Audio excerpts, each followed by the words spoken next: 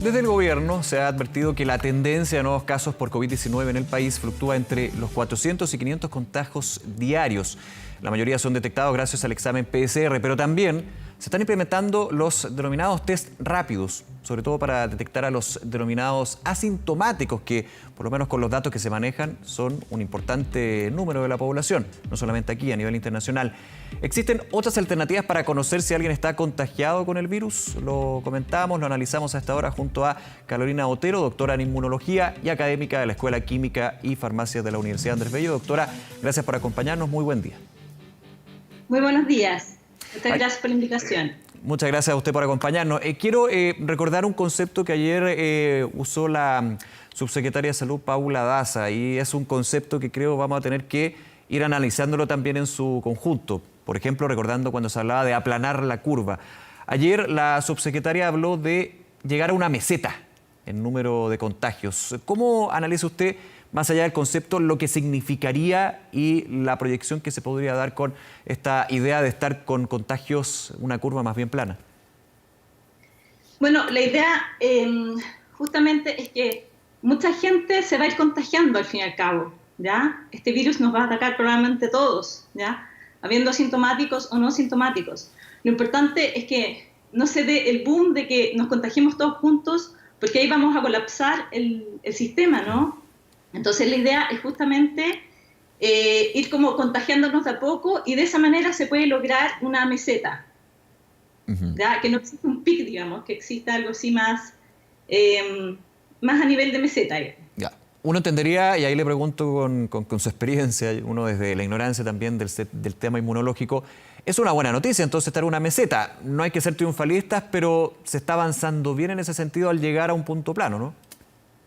Exactamente, es una buena noticia, sin duda, porque yo creo que lo que más teníamos miedo era que fuera una curva ascendente, así un pic, pero por lo que se ha visto es que estamos llegando ya relativamente a algo más plano, lo que se llama como aplacar la curva, ¿no? Aplanar la curva. Pese a eso, igual no se puede descartar la eventualidad, ojalá que así no sea, de que haya una explosiva tendencia al alza de los contagios. Ahí obviamente habría un cambio en esta curva. Uno piensa en la gráfica, pero más bien hay que pensar también en las personas que están contagiadas y lo que usted decía, lo más importante, la capacidad que tiene el servicio de salud público en nuestro país, también privado, para poder atender lo que sería una explosión de la curva. Así es, entonces la idea es no contagiarnos todos juntos, ¿no? Es un poco esa la idea. Entonces, lo mismo, igual mantenerse en la casa, tener todas las precauciones, lavarse las manos, en las calles usar mascarilla, justamente para evitar el contagio con el virus.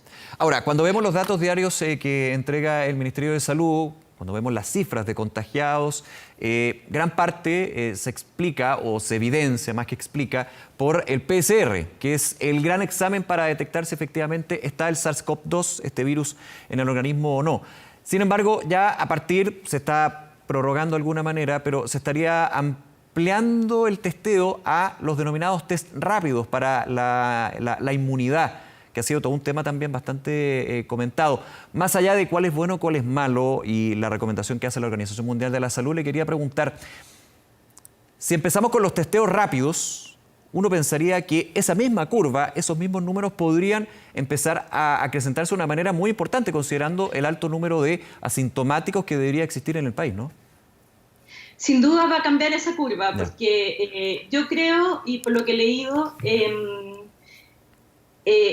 hay muchos asintomáticos que están infectados, ¿ya? Evidentemente, y justamente las estadísticas obviamente van a cambiar. Entonces, la idea, o sea, países que han tenido una buena respuesta ante esto, como Alemania, como Corea del Sur, es porque han hecho efectivamente estos test rápidos. Claro, ¿y sabe por qué le pregunto? Porque uno piensa en corto o mediano plazo que cuando se empiecen a masificar estos test de inmunoglobina, va a cambiar radicalmente la cifra, porque vamos a empezar a conocer, me imagino, la situación de los asintomáticos, quienes no tienen idea que están portando el virus, lo que es aún más peligroso, porque pueden estar contagiando a personas que sí van a tener que pasar con síntomas y llegar al PCR, y ojalá no sea así, llegar a una situación bastante más crítica. Absolutamente, eso es lo más peligroso de este virus, son los asintomáticos, sin duda. Van a estar contagiando, se sienten súper bien, no les pasa nada y van a contagiar. Ahora, en este punto de vista, aumentaría lo que son los contagiados por COVID-19 con los test rápidos. Habría que preocuparse aún más. Ahí podríamos ver lo que es este pic. Yo sé que es más bien desde la dinámica que se da en la discusión entre el Ministerio de Salud, el Consejo Asesor y la Organización Mundial de la Salud. Pero las cifras, de alguna manera, pueden ir dándonos certeza de en qué situación de la pandemia estamos. Sin duda, sin duda. Sí, yo creo que sería una súper buena herramienta que se implemente. De hecho, en Alemania se puede comprar, los test rápidos se pueden comprar en la farmacia así libremente, digamos, sin receta, sin nada. Sí. Pero sí, lo que estamos conversando, doctora, hay que prepararse para un eventual crecimiento explosivo de los casos de COVID-19, que ahí tendría que explicarse cuáles son los asintomáticos, cuáles son los que tuvieron síntomas, haciendo la diferencia del test rápido con el PCR, ¿no? Sin duda, sí. Lo que pasa es que el PCR, al fin y al cabo, es lo más sensible. ¿Ya? El PCR dice exactamente si es que está el virus en el organismo o no. Claro. ¿Ya? Los test rápidos, al fin y al cabo, son la respuesta de nuestro sistema inmune frente al virus. Es como una medida indirecta. Ahora, también hay otros test que van a detectar las proteínas del virus también. Que esto también pueden ser test rápidos. Uh-huh. Y obviamente aquí yo recuerdo lo que ha sido la frase que ha reiterado el ministro Mañalich: alta probabilidad de estar contagiado. No se puede saber en un 100%, a diferencia de lo que sucede con el examen serológico, con el PCR, si efectivamente uno tiene el virus o no. Pueden darse falsos positivos también. Absolutamente, absolutamente. Por eso el PCR es lejos lo más viable. Uh-huh.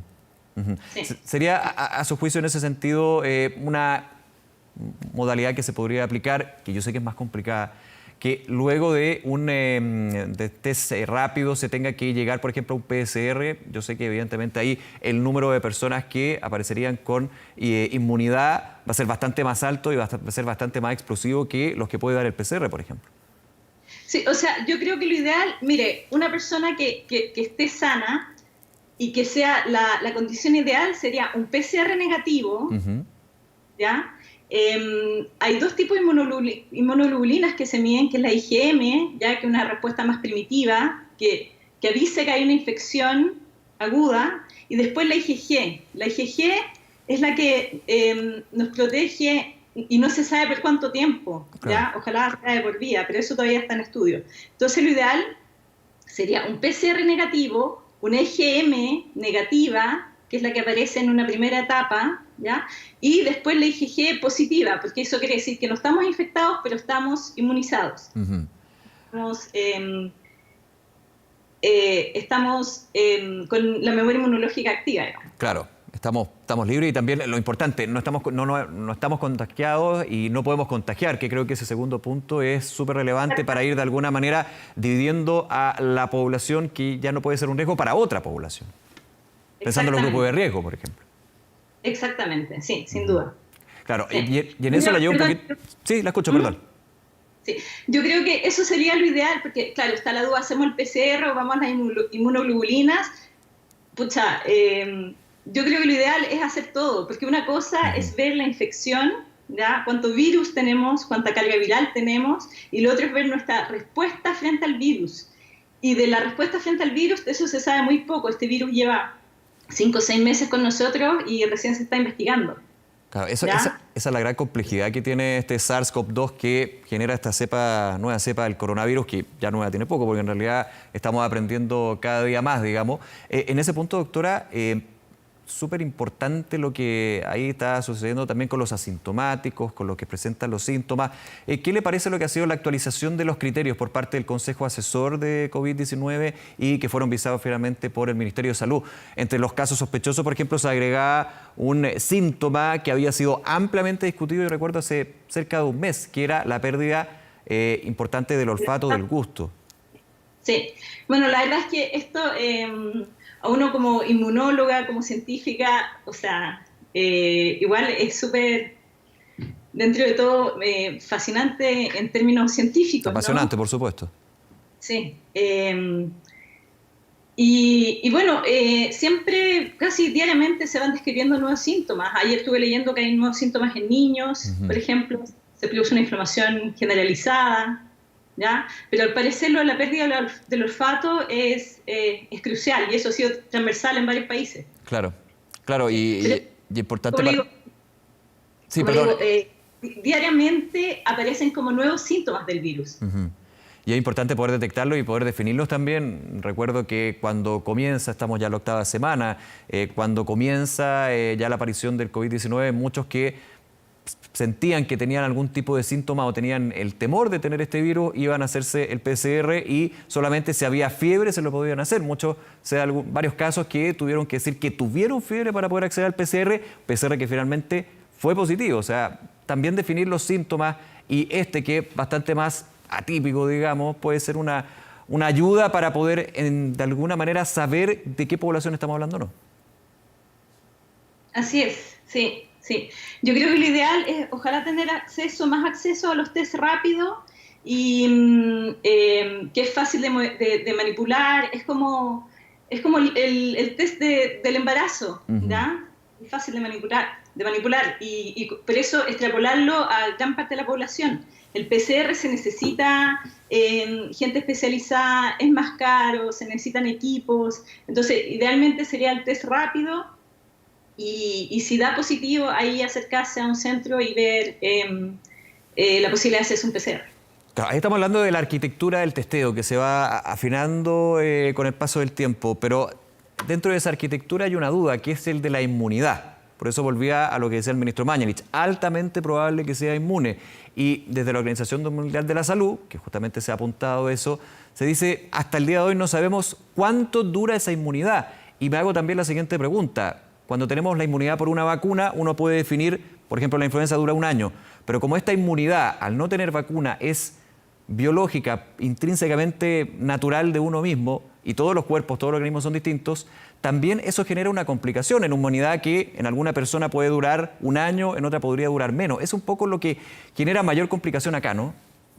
Absolutamente, eso es súper interesante ese punto porque la verdad es que no se sabe cuánto tiempo, o sea, se sabe que hay una respuesta a la IgG, ya que es la que es generada con la memoria inmunológica, pero no se sabe cuánto tiempo dura, no se sabe.